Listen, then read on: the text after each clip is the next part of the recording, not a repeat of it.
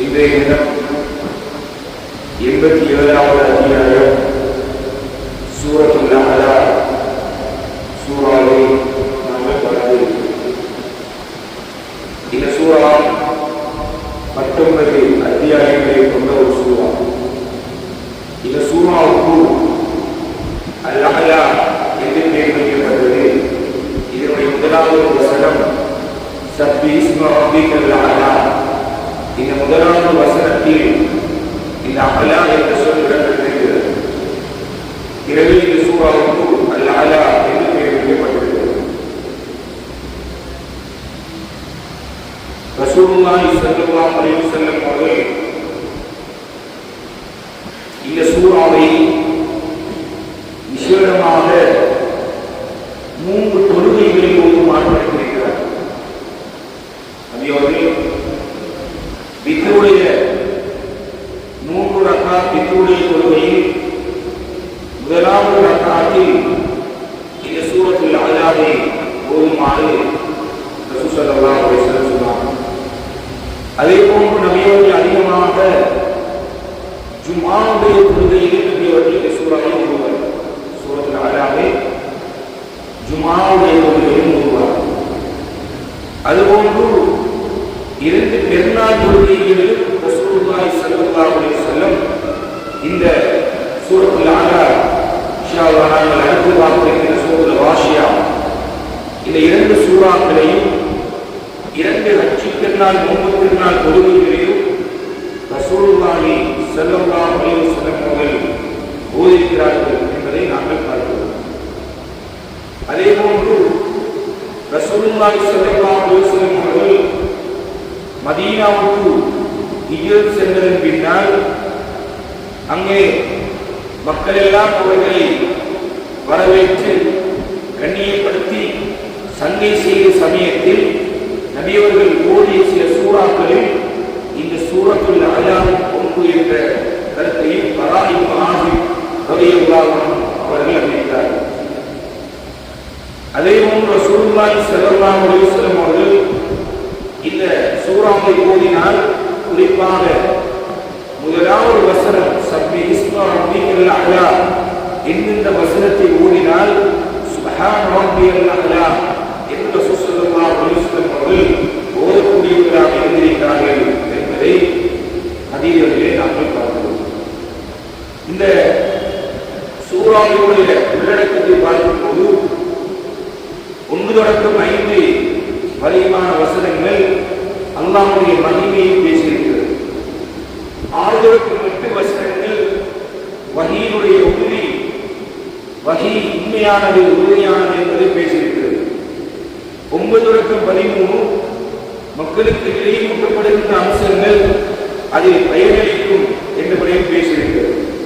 14 தொடக்கம் 17 வெற்றியாளர்களுடைய நிலைப்பூர்வமாக பேசியிருக்கிறது. 18 தொடக்கம் 19 முந்தைய விமானங்களுடைய செய்தியை பற்றி பேசியிருக்கிறது. இந்த உள்ளடக்கத்தை சுருக்கமாக கொண்டுதான் இந்த சூரா இறக்கப்பட்டிருக்கிறது என்பதை நாங்கள் பார்க்கிறோம்.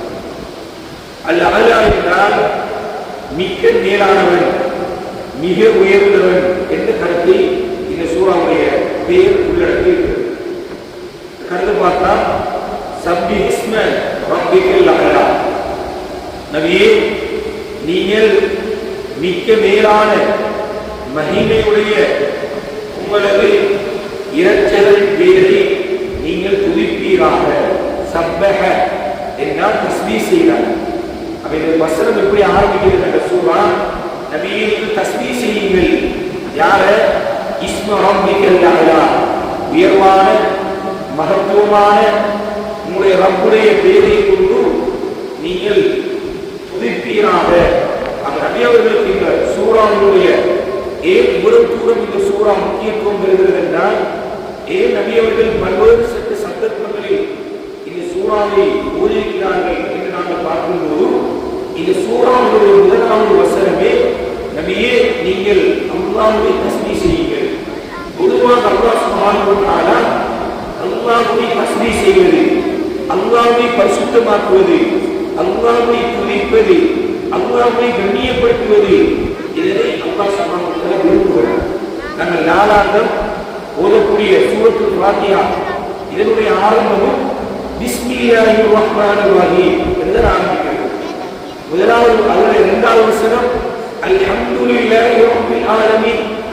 இந்த உலகத்தாருடைய இரட்சகனான அல்லாஹ்வுக்கே புகழ் அனைத்தும். அல்லாஹ் தன்னை தஸ்பீஹ் செய்வதை, தன்னை புகழ்வதை, தன்னை கண்ணியப்படுத்துவதை மிகவும் விரும்புகிறார் என்பதை இந்த வசனங்கள் எங்களுக்கு சொல்லித் தருகிறது. தொழுகையில் கூட ருக்குவிலிருந்து நாங்கள் என்ன சொல்கிறோம்? சுப்ஹான ரப்பியல் அஸீம். மகத்தான அல்லாஹ்வை நான் தஸ்பீஹ் செய்கிறேன். சுஜூதிலிருந்து ருக்குவிலிருந்து சுப்ஹான ரப்பியல் அஸீம் வ பிஹம்திஹி, சுஜூதிலிருந்து சுப்ஹான ரப்பியல் அஅலா வ பிஹம்திஹி அல்லாஹ்வை துதிக்கிறோம். இத்தினாலுக்கு வந்து ரப்பனா லக்கல் ஹம்து, யா அல்லாஹ் புகழ் அனைத்துமே உணரக்கூடியது. எனவே இந்த தொழுகையின் ஒவ்வொரு நிலையிலும் கூட அல்லாஹ்வை நாம் தஸ்பீஹ் செய்வோம். அல்லாஹ் தன்னை தஸ்பீஹ் செய்வதை அதிகமாக விரும்புகிறார். தன்னை புகழ்வதை, தன்னை பரிசுத்தமாக்குவதை. இதனால ரசூலுல்லாஹி ஸல்லல்லாஹு அலைஹி வஸல்லம் சொன்னார்கள், தொழுது முடித்த உடனேயே அஸ்தக்ஃபிருல்லாஹ் அந்த கலிமாக்கள் சொல்லப்பட்ட துஆக்களை ஓதிவிட்டு சுப்ஹானல்லாஹ் 33 தடவைகள், அல்ஹம்துலில்லாஹ் 33 தடவைகள், அல்லாஹு அக்பர் 33 தடவைகள், லா இலாஹ இல்லல்லாஹ் என்று சொல்லி 100 தடவைகள் ஓதுங்கள் என்று நபியவர்கள் சகல சந்தர்ப்பங்களிலும் அல்லாஹ்வை துதிப்பதை, தஸ்பீஹ் செய்வதை மிகப்பெரிய ஒரு அமலாக, இபாதத்தாக எங்களுக்கு கற்றுத்தந்தார். எனவே இந்த வசனம் ஏன் இவ்வளவு சிறப்புக்குரியது என்றால், இது முதலாவது வசனம் ஆரம்பிக்கிறது சப்பிஹிஸ்ம ரப்பிக்கல் அலா. உயர்வான மகத்துவம் பொருந்திய மகிமையுடைய உன்னுடைய இரட்சகனுடைய பெயரைக்கும் பேரை நீங்கள் தஸ்பீஹ் செய்வீராக அல்லாஹ் கட்டளையிடுகிறார். அல்லாஹ் போடு போடுகிறார், சப்பே நீங்கள் துதிப்பீராக. அவன் யார்? அல்லாஹ் தன்னை பற்றி அறிமுகம் செய்கிறான். அல்லதி خلق فسوى, அவன்தான் அனைத்தையும் படைத்தான். அல்லாஹ் எல்லா சூறாக்களிலும் நாங்கள் படித்த இந்த சூரத்துல் நபரிலே இந்த சூரத்துல் அலா வரைக்குமான எல்லா சூறாக்களிலும் மனித படைப்பு தொடர்பாக பேசுகிறார். மனிதா, நான் எப்படி படைச்சிருக்கேன், நீ கொஞ்சம் சிந்திச்சு பார், ஞாபகப்படுத்தி பார், கற்பனை பண்ணி பார். நீ இப்படி ஒரு மனித உருவத்தில் இருக்கிறாயே, உன்னை நான் எப்படி படைத்திருக்கிறேன். உன்னை மட்டுமல்ல, இந்த உலகம், இந்த பிரபஞ்சம், இந்த முழு உலகத்தினுடைய சகலதையும் நான் தான் படைத்திருக்கிறேன். அல்லது ஹலக, அவன் தான் படைத்தான். படைத்தது மட்டுமல்ல, வஸவ்வா, அவன் தான் அவற்றை ஒழுங்குபடுத்தினான். அல்லாஹ் பூமி எப்படி இருக்க வேண்டும், பூமியிலே உள்ள தாவரங்கள் எப்படி இருக்க வேண்டும், வானம் எப்படி இருக்க வேண்டும், சூரியன் எப்படி இருக்க வேண்டும், சந்திரன் எப்படி இருக்க வேண்டும், ஒவ்வொன்றுக்குமான ஓடுபாதைகள் எப்படி இருக்க வேண்டும், இரவு பகல் எப்படி எப்படி மாறி வர வேண்டும், சகலதை அல்லாஹ் சுப்ஹானஹு வ தஆலா வஸவ்வா, அல்லாஹ் ஒழுங்குபடுத்தி செம்மைப்படுத்தி இருக்கிறார். அது மட்டுமல்ல, வல்லதி கத்தர ஃபஹதா, வல்லதி கத்தர ஃபஹதா. அடிக்கடி நாங்கள் ஓதுகின்ற சூறா, இந்த சூறாவை ஓதும்போது கருத்தை உணர்வுக்காக விளக்க வேண்டும். வல்லதி கத்தர, அவன்தான் அவற்றுக்கு தேவையானவற்றை நிர்ணயம் செய்கிறார். எவ்வளவு தூரத்தில் வானம் இருக்க வேண்டும், எவ்வளவு தூரத்தில் மனிதனுக்கு மேலாண் சூரியன் இருக்க வேண்டும், எவ்வளவு தூரத்தில் இருந்தால் அவனுக்கு கெடுதி ஏற்பட மாட்டாது, கடல் எப்படி இருக்க வேண்டும், கடலுடைய அலை எப்படி வர வேண்டும், ஒவ்வொரு வகையான தாவரங்கள், ஒவ்வொரு மரத்திலும் எப்படியான காய்கள் இருக்க வேண்டும், சிறிய மரத்தில் எப்படி காய்க்க வேண்டும், பெரிய மரத்தில் எப்படி காய்க்க வேண்டும். மனிதனுக்கு உங்களுக்கு தேவையான உணவு எப்படி தயாராக வேண்டும், சகலதை எது எதற்கு எப்படி எப்படி நிர்ணயம் செய்ய வேண்டுமோ அது அதனை அப்படி அல்லாஹ் வல்லதி கத்தர நிர்ணயம் செய்ய வைத்திருக்கிறார். ஃபஹதா, அவற்றை அடைவதற்கு வழிகாட்டியிருக்கிறார். வெறுமனையை நிர்ணயம் செய்வது மட்டுமல்ல, அதற்குரிய வழிகாட்டலை அல்லாஹ் கொடுத்திருக்கிறார். மனிதருக்கு உணவை தேடுவதற்குரிய, பொருளாதாரத்தை தேடுவதற்குரிய அறிவை, ஆற்றலை அல்லாஹ் சுப்ஹானஹு வ தஆலா கொடுத்திருக்கிறார். இதே நேரம் விலங்குகள், பறவைகள், கால்நடைகள், இப்படி ஒவ்வொன்றுக்கும் அல்லாஹ் அது அதற்குரிய வழிகாட்டலை கொடுத்து வைத்திருக்கிறார். எப்படி உணவை தேட வேண்டும், எப்படி சாப்பிட வேண்டும். எங்களுடைய மனித சமூகம் ஒரு பிள்ளை பிறந்தால் அந்த பிள்ளைக்கு தானாக சாப்பிட முடியாது, தானாக தன்னுடைய தேவைகளை செய்ய முடியாது, எழும்பிய ஓடியாக தெரிய முடியாது. ஆனால் அல்லாஹ் பறவைகள், கால்நடைகள் அப்படி அல்ல, பிறந்த உடனேயே அது நடக்க ஆரம்பித்துவிடும், உணவை தேட ஆரம்பித்துவிடும், உணவை சாப்பிட ஆரம்பித்துவிடும். கண்ணியமானவர்களே, அல்லாஹ் சொல்றான், வல்லதி கத்தர, எது எதற்கு எது தேவையோ அதனை நிர்ணயித்து மகதா, அதற்கான வழிகாட்டலை அல்லாஹ் கொடுத்திருக்கிறார். வல்லதி அக்ரஜல் மர்ஆ, அவன்தான் மேய்ச்சலுக்குரியவற்றை வெளியாக்கி இருக்கிறார். ஒரு கால்நடைகள், உட்பூண்டுகள், மேய்ச்சல் நிலங்கள், இவைகள் எல்லாம் நாங்கள் தான் வெளியாக்கி இருக்கிறோம். அந்த குறைஷி, அந்த சமூகத்தார்கள் நிறைய கால்நடைகளுக்கு சொந்தக்காரர்களாக இருந்தார்கள். அவர்களுடைய ஆடு, மாடு, ஒட்டகம், இன்னும் பல்வேறுபட்ட கால்நடைகள் சொந்தக்காரர்களாக பெருந்தெரும் பண்டிகைகள் வைத்திருந்தார்கள். அவர்களுக்கு அல்லாஹ் நீ முக்கியமாக சொன்னார், நீங்கள் உங்களுடைய கால்நடைகளை மேய்ச்சல் நிலங்களுக்கு அனுப்புகிறீர்கள் அல்லவா, இது நீங்கள் உங்களுடைய கட்டிடம் அல்ல, நாங்கள் தான் இந்த பூமியிலே வெளியாக்கி வைத்திருக்கிறோம். அதை சொல்லிவிட்டு அல்லாஹ் சொல்கிறார்,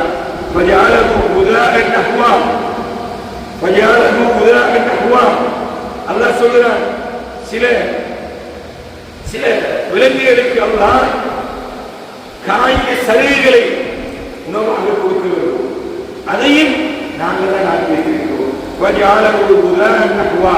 அவற்றை காய்ந்த சருகுகளாக நாங்கள் ஆற்றுவோம். அல்லாஹ் சொல்கிறார். 6வது வசனம், 5 வசனங்களும் அல்லாஹ்வுடைய மகிமை, அல்லாஹ்வுடைய உலகத்திலே செய்தி வைத்திருப்பவற்றை சொல்லிவிட்டு 6வது வசனத்தில் அல்லாஹ் சொல்கிறார், சனுக்குரியுக்க நபியே, நாங்கள் உங்களுக்கு இந்த குர்ஆனை ஓதி செய்கிறோம், பல தன்சா, நீங்கள் அதனை மறக்க மாட்டீர்கள். அல்லாஹ் சொல்கிறார், சனுக்குரியுக்க பல தன்சா, இந்த குர்ஆனை உங்களுக்கு நாங்கள் ஓதி காண்பிக்கிறோம், அதை நீங்கள் மறக்க மாட்டீர்கள். ரசூலுல்லாஹி ஸல்லல்லாஹு அலைஹி வஸல்லம் அவர்கள் இந்த குர்ஆன் இறக்கப்படுகின்ற போது, ஜிப்ரீல் அலைஹிஸ்ஸலாம் அவர்கள் ஓதுகின்ற போது மிக வேகமாக ஓதுவார்களாம். காரணம், அந்த குர்ஆன் மறந்துவிடக் கூடாது என்று. ஜிப்ரீல் அலைஹிஸ்ஸலாம் ஓதி காண்பிக்கின்ற குர்ஆனை நான் மறந்துவிடக் கூடாது என்று மிக வேகமாக அவர்களுடைய வாயை மட்டும் வேகமாக ஓதுவார்களாம். அதே போன்று ஜிப்ரீல் அலைஹிஸ்ஸலாம் இறுதி பகுதியை ஓதி காண்பித்திருக்கும் போது முதல் பகுதியை ஓதிக்கொண்டிருப்பார்களாம், அது மறந்துவிடக் கூடாது என்பதற்காக. அப்போதுதான் அல்லாஹ் சுப்ஹானஹு வ தஆலா இந்த வசனத்தை இறக்கினார், சனுக்குரியுக்க ஃபலா தன்சா, உங்களுக்கு இந்த குர்ஆன் ஓதி காண்பிக்கப்படுகிறது, ஃபலா தன்சா, நீங்கள் கவலைப்பட வேண்டாம், இந்த குர்ஆனை ஒருபோதும் நாங்கள் உங்களுக்கு மறக்கடிக்க செய்ய மாட்டோம், உங்களுக்கு நாங்கள் ஞாபகத்திலே வைக்க செய்வோம். ஃபலா தன்சா, நீங்கள் மறக்க மாட்டீர்கள், எனவே நீங்கள் கவலைப்படாதீர்கள் என்று அல்லாஹ் சுப்ஹானஹு வ தஆலா வசனத்தை இறக்கி, இல்லா மாஷா அல்லாஹ், அவன் நாடியதை தவிர, இன்னஹு யஅலமுல் ஜஹர வ மா யக்ஃபா, அல்லாஹ் மறைந்திருப்பவற்றையும் வெளிப்படையானவற்றையும் நன்கு அறியக்கூடியவனாக இருக்கிறார். அல்லாஹ்வுக்கு எந்த ஒன்றையும் மறைக்க முடியாது, எந்த ஒன்றையும். சென்ற வசனத்திலும் நாங்கள் பார்த்தோம், சூரத்துல் புரூஜிலும் நாங்கள் பார்த்தோம், அல்லாஹ் சுப்ஹானஹு வ தஆலாவுக்கு எந்த ஒன்றையும் நாங்கள் மறைக்க முடியாது. அல்லாஹ் மறைவானவற்றையும் அறிவான், வெளிப்படையானவற்றையும் அறிவான். நபியே, இந்த மார்க்கத்தை நாங்கள் உங்களுக்கு எளிதாக்கி தருவோம். அல்லாஹ் சொல்றான், இந்த மார்க்கத்தை பின்பற்றுவதை, இந்த மார்க்கத்தை தன்னுடைய வாழ்க்கையாக எடுத்துக் கொள்வதை உங்களுக்கு நாங்கள் எளிதாக்கி லேசாக்கி தருவோம். நான் ஏற்கனவே நாங்கள் படித்தோம், மூதேவியல் சீரேவிகள். அல்லாஹ் சுப்ஹானஹு வ தஆலா ஒரு மனிதன் பிறக்கின்ற போது அவன் சீர சீதேவியா மூதேவியா என்று எழுதப்படுகிறது. அப்ப சஹாபாக்கள் கேட்டார்கள், யா ரசூலல்லாஹ், நாங்கள் மூதேவியா சீதேவியா எழுதப்பட்டிருந்தால் உலகத்திலே நாங்கள் கெட்டது செய்கிறோம், அப்படின்றால் என்ன செய்வது? அது எழுதப்பட்டதுதானே நாங்கள் செய்கிறோம் என்று கேட்டபோது ரசூலுல்லாஹி ஸல்லல்லாஹு அலைஹி வஸல்லம் சொன்னார்கள், நீங்கள் எந்த பக்கம் எழுதப்பட்டிருக்கிறீர்களோ, நீங்கள் எப்படி எழுதப்பட்டிருக்கிறீர்களோ அதனை செய்வது உங்களுக்கு இலகுவாக. நீங்கள் சீதேவியாக நல்லவர்கள் என்று எழுதப்பட்டிருந்தால் நல்லதை செய்வது உங்களுக்கு இலகுவாக. அதைத்தான் அல்லாஹ் சொல்கிறார், உங்களுக்கு இந்த மார்க்கத்தை, இந்த தீனை, இந்த இஸ்லாத்தை தங்களுடைய வாழ்க்கையாக எடுத்துக் கொள்வது இலகுவாக அப்படி நாங்கள் ஆக்கி தந்திருக்கிறோம். எனவே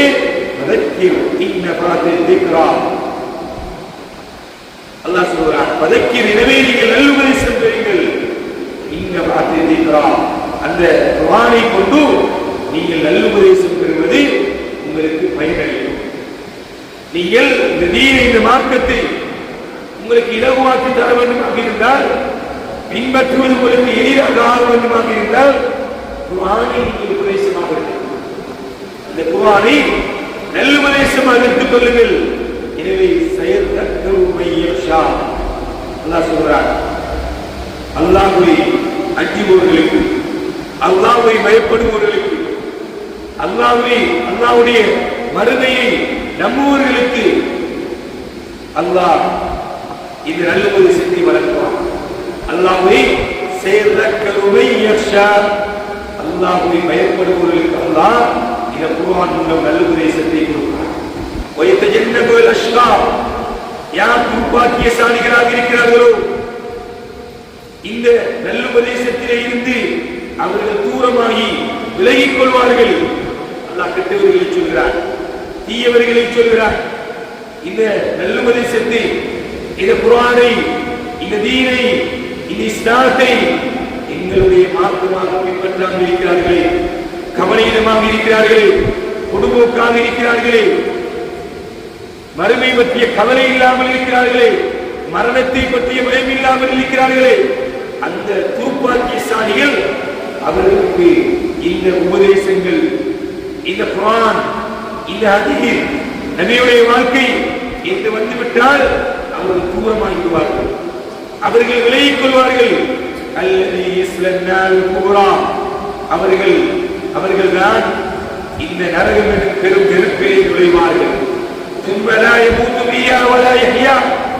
அல்லாஹ் சொல்றார், அந்த நரகத்திலே நுழைந்து விட்டால், அதிலே மரணிக்கவும் மாட்டார்கள், வாழவும் மாட்டார்கள். அங்கே மரணம் என்பது கிடையாது, லா யமூத்து, அங்கே மரணிக்க மாட்டார்கள்.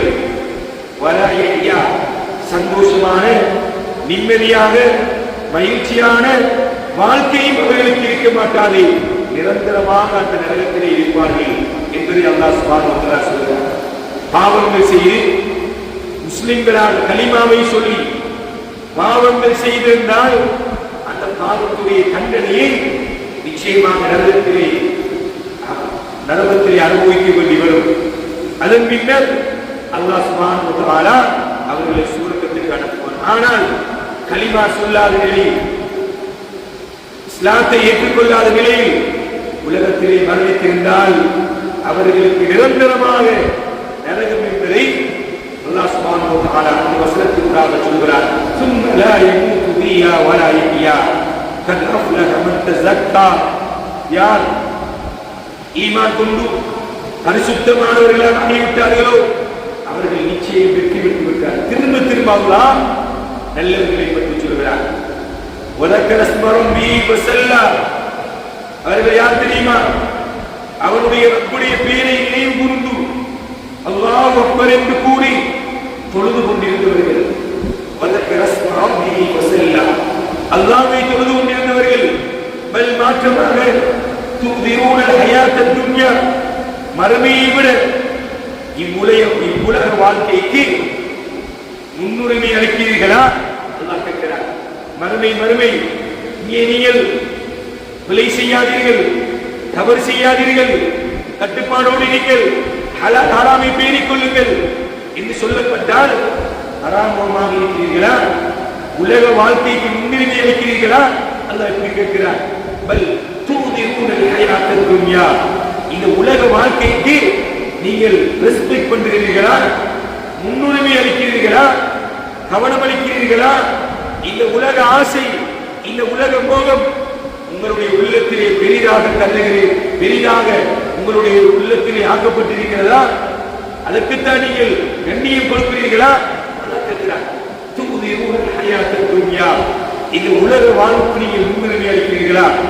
ஆனா சொல்லிவிட்டு அல்லாஹ் சொல்கிறார், மறுமை வாழ்வு இருக்கிறது மிகச் சிறந்தது. மறுமை வாழ்வுதான் மிகச் சிறந்தது. உலக வாழ்க்கை கண்ணுக்கு காண்பது, கண்ணுக்கு உங்களுக்கு சந்தோஷம் கொண்டிருக்கும், அனுபவிப்பது சந்தோஷம் கொண்டிருக்கும், மகிழ்ச்சி போன்றிருக்கும், ஆடம்பரம் போன்றிருக்கும், உள்ளத்துக்கு அமைதி போன்றிருக்கும். ஆனால் படைத்த ரப்பு அல்லாஹ் சொல்கிறார், வல் ஆகிரத்து கைர், வல் ஆகிரத்து கைர், மறுமைதான் சிறந்தது சகோதரர்களே, மறுமைதான் சிறந்தது. இங்கே எதெல்லாம் அல்லாஹ் ஹராமாக்கியிருக்கிறானோ, இவைகள் எல்லாம் கூடாது என்று சொல்லியிருக்கிறானோ, இவைகள் எல்லாம் கட்டுப்படுத்தி இருக்கிறானோ, அவைகள் எல்லாம் மறுமையை அல்லாஹ் ஹலாலாக ஆக்குவான். எந்த கண்ணும் கண்டிராத, எந்த காலும் செயல்படுத்தினாத, எந்த சிந்தனையாலும் சிந்தித்து பார்க்க முடியாத பல்வேறுபட்ட இன்பங்களையும் பல்வேறுபட்ட மகிழ்ச்சிகளையும் பல்வேறுபட்ட அருட்கொடைகளையும் உங்களுக்கு நாங்கள் மறுமையை வைத்திருக்கிறோம் என்று சொல்லி இந்த உலக வாழ்க்கை முடிந்துவிடும், இந்த உலக வாழ்க்கை அழிந்துவிடும். ஆனால் மனிதா, மறுமை வாழ்க்கையால் சிறந்தது மட்டுமல்ல, அதுதான் நிரந்தரமானது, அழிவே முடிவே இல்லாதது. அங்கே காலாகாலமாக வாழக்கூடிய வாழ்க்கை அந்த வாழ்க்கைதான். இதை சொல்லிவிட்டு அல்லாஹ் சொல்கிறார், இன்னஹாதா லபிஸ்ஸுஹு பில்-ஊலா, இன்னஹாதா லபிஸ்ஸுஹு பில்-ஊலா. இதைத்தான் இந்த உலக வாழ்க்கை தற்காலிகமானது, அழியக்கூடியது, மறுமை வாழ்க்கை நிரந்தரமானது, மகிழ்ச்சியானது. இதைத்தான் அல்லாஹ்வினால் அருளப்பட்ட முந்தைய வீடுகளிலும் நாங்கள் சொல்லியிருக்கிறோம் என்று சொல்லி அல்லாஹ் முடிக்கிறார். சூரி இப்ராஹீம் வ மூசா, இப்ராஹீம் அலைஹிஸ்ஸலாம், மூசா அலைஹிஸ்ஸலாம் அவர்களுக்கு அருளப்பட்ட வீடுகளிலும் இதுதான் இருக்கிறது என்று அல்லாஹ் சுப்ஹானஹு வ தஆலா இந்த சூரத்துல் அலாவில் கூறுகிறார். கண்ணியமானவர்களே, முக்கியமான ஒரு சூரா அல்லாஹ்வை தஸ்பீஹ் செய்வது தொடர்பாக சொல்கிறது, அல்லாஹ்வை கண்ணியப்படுத்துவது சங்கைப்படுத்துவது தொடர்பாக சொல்கிறது. மனித வாழ்க்கை, இந்த உலக வாழ்க்கை எவ்வளவு அற்பமானது, சொற்பமானது, ஏமாற்றக்கூடியது, இது அழியக்கூடியது, இது முடியக்கூடியது என்பதை இந்த குர்ஆனுடைய வசனம் இந்த சூரத்துல் அலா சொல்கிறது. மனிதன் நினைத்தால் நல்லதை பின்பற்றலாம், நினைத்தால் ஒரு திட்ட முடிவை அவனை சம்பாதித்துக் கொள்ளலாம், அவன் விரும்பியபடி உலகத்திலே வாழலாம். அவன் எப்படி வாழ வேண்டும் என்று விரும்புகிறானோ அந்த வாழ்க்கையை அல்லாஹ் சுப்ஹானஹு வ தஆலா உலகத்திலே எளிதாக்கி கொடுப்பான். அதற்காக குர்ஆனை மிகப்பெரிய உபதேசமாக கொடுத்திருக்கிறார். இந்த குர்ஆன் அவன் நல்ல வாழ்க்கையை தெரிவு செய்தால் அவனுக்கு வழிகாட்டும், அல்லது அவன் மோசமான, அவன் பிழையான, அவன் தவறான வாழ்க்கையை தெரிவு செய்தால் அந்த வாழ்க்கைக்கும் இந்த குர்ஆன் அவனுக்கு இந்த உபதேசம், அந்த உபதேசம் பயனளிக்க மாட்டாது என்று சொல்லிவிட்டு அல்லாஹ் சுப்ஹானஹு வ தஆலா இந்த உலகத்தை விட மறுமை சிறந்தது, நிரந்தரமானது. இதைத்தான் நாங்கள் கொடுந்தேச்சியாக குர்ஆனிலே சொல்லிக் கொண்டிருக்கிறோம். முந்தைய வேதங்களிலும் இதைத்தான் சொன்னோம். மனமாற்றம் உலகத்திலே மனிதர்களுக்கு இன்று தேவையான அத்தியாவசியமான ஒன்றுதான் மனமாற்றமாக இருக்கிறது. உள்ளம் மாற வேண்டும், உள்ளம் மாற வேண்டும். ரசூலுல்லாஹி ஸல்லல்லாஹு அலைஹி வஸல்லம் சொன்னார்கள், உடலில் ஒரு பகுதி இருக்கிறது, அது சீராகிவிட்டால் முழு உடலும் சீராகிவிடும், அது கெட்டுவிட்டால் முழு உடலும் கெட்டுவிடும். அலா வஹியல் கல்ப், அதுதான் உள்ளம் என்றார்கள் ரசூலுல்லாஹி ஸல்லல்லாஹு அலைஹி வஸல்லம். எனவே நாங்கள் இஸ்லாத்தை பின்பற்ற வேண்டுமாக இருந்தால் ஒவ்வொரு அணுவாக இந்த தீனை, இந்த மார்க்கத்தை எங்களுடைய வாழ்க்கையிலே மார்க்கமாக தீனாக எடுத்துக்கொள்ள வேண்டுமாக இருந்தால் எங்களுக்கு மனமாற்றம் வர வேண்டும், உள்ளம் அதற்கு இடம் கொடுக்க வேண்டும், அதன் பக்கம் திரும்ப வேண்டும். அதற்காக குர்ஆனை அதிகமாக ஓத வேண்டும். இவ்வாறான மறுமை பற்றிய, இந்த உலகத்துடைய யதார்த்தம் பற்றிய, அல்லாஹ்வுடைய படைப்பு பற்றிய வசனங்களை நாங்கள் ஓத வேண்டும், படிக்க வேண்டும். அல்லாஹ் சுப்ஹானஹு வ தஆலா இந்த குர்ஆனை அறிந்து தெரிந்து உணர்வுபூர்வமாக ஓதக்கூடிய பாக்கியத்தை எங்கள் அனைவருக்கும் நசீபாக்குவாராக. அல்ஹம்துலில்லாஹி ரப்பில் ஆலமீன். அஸ்ஸலாமு அலைக்கும் வரஹ்மத்துல்லாஹி